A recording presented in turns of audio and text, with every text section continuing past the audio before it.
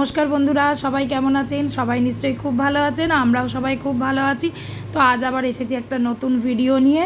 তো আগের ভিডিওতে আমি বললামই যে আমি ওই খাটটা তো দিয়ে দিয়েছি একজনকে, দিয়ে আমি একটা নতুন খাট আমি নিয়ে নিয়েছি। তো খাটটা চলেও এসেছে, আসার পরে আজকে এসেছে খাটটা ইনস্টল করতে।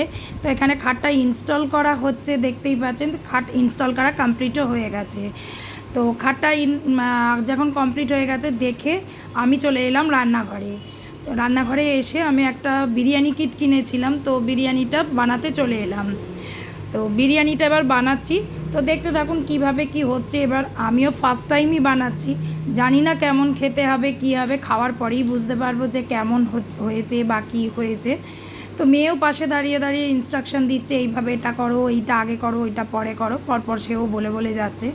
তো যাই হোক, খাটটা নিয়ে যেটা বলছিলাম, তো খাটটা না আমি কিনে ফেলেছি কুইন সাইজ। আমি না বুঝতে পারিনি কিং সাইজ আর কুইন সাইজ কোনটা কীরকম হবে বা কতটা ছোট বড়, সেটা না আমার কোনো আন্দাজই ছিল না। তো যে কারণে আমি ফার্স্ট টাইম তো খাটটা অর্ডার করলাম, যে কারণে আমার খাটটা ছোট হয়ে গেছে। কুইন সাইজটা দেওয়ার ফলে দেখলাম অনেকটাই ছোট হচ্ছে, যেটাতে শোয়াটাও সব কিছুতেই অসুবিধে হচ্ছে। সেই কারণে খাটটাকে আমি এক্সচেঞ্জ করে নিলাম। আমি কুইন সাইজটাকে রিটার্ন করে আমি একটা কিং সাইজ খাট কিনে নিলাম। তো কিং সাইজ খাটটা আমি অর্ডার দিয়ে দিয়েছি, তো কবে আসে কি আসে দেখা যাক। তারপরে খাটটার মধ্যে যে স্ক্রুগুলো লাগাচ্ছিল সেই স্ক্রুটাও একটু ওঠা ছিল, একটু দেখলাম প্রবলেমও হচ্ছে খাটটার মধ্যে, কারণ ম্যাট্রেসটা ছেড়ে যাওয়ার ভয় আছে। তো সেই কারণেও আরও হচ্ছে যে কুইন সাইজ খাটটাকে আমি রিটার্ন করে দিলাম, দিয়ে আমি একটা কিং সাইজ খাট আমি অর্ডার করে দিয়েছি।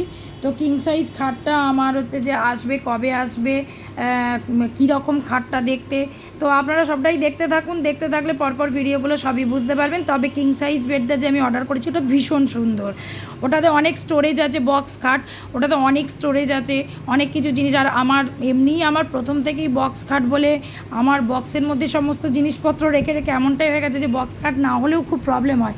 আর খাটের তলায় ওই যে জিনিসপত্র রেখে দেওয়া, খাটের তলায় মানে কী বলবো, লাগেজ রাখা, ওটা মানে খুবই বাজে, ভীষণ নোংরা জমে, যে কারণে আমার একদমই অপছন্দ ছিল। কিন্তু প্রথম অবস্থাতে তখন কেনার মতো পরিস্থিতিও ছিল না, কারণ খুব চটজলদি ঢুকে গেছি। এবার যেগুলো বেশি মানে আর্জেন্ট ছিল সেইগুলোকেই তখন ঝটঝট করে কিনে নিয়ে মানে আমাদের কাজটা চালিয়ে নিতে হয়েছিল। তো এবার আস্তে আস্তে একটু সামলে নিয়ে পরপর একটা একটা করে জিনিস তো করা হচ্ছে। তো সেই কারণে খাটটা অর্ডার করে আমি দিয়েছি। তো খাটটা যদি দিনে আসবে বা ইনস্টল করার সময় অবশ্যই আপনাদেরকে দেখাবো কেমন হয়েছে, আপনারা জানাবেন। তবে আমার তো ভীষণ পছন্দ হয়েছে। এক তো বক্স খাট, ভেতরে তো স্টোরেজ আছেই, তার সাথে কি খুব সুন্দর মাথার কাজটাতে, অনেকের তো থাকে যে কাজ করা থাকে, আমার যে বাড়ির যে খাটটা সেটাতেও আমার কাজ করা আছে, কিন্তু এটাতে না মাথার দিকটাতেও অনেকটা স্টোরেজ আছে। তো এখানে জিনিসপত্র রাখা বা শোপিস কিছু সাজিয়ে রাখার জন্য খুব ভালো।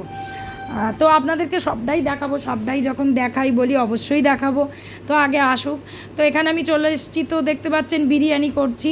তো বিরিয়ানির চালটা আগে খুব ভালো করে ধুয়ে নিয়ে কিছুক্ষণ চালটাকে জলেতে ভিজিয়ে রাখতে হবে।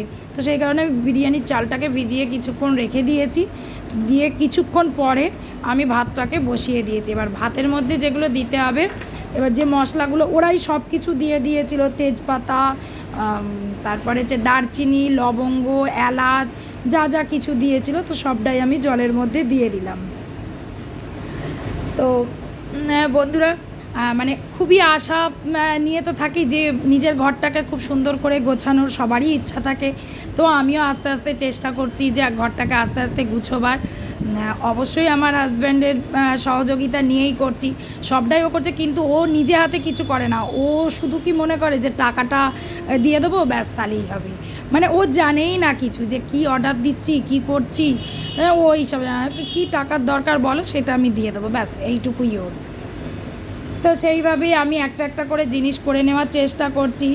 একটা জিনিস করতে ভালোই লাগছে, যে নিজের ঘরটাকে নিজের মনের মতো করে সাজাতে পারলে তো সকলেরই ভালো লাগে। তো সেইভাবেই সাজিয়ে নিচ্ছি।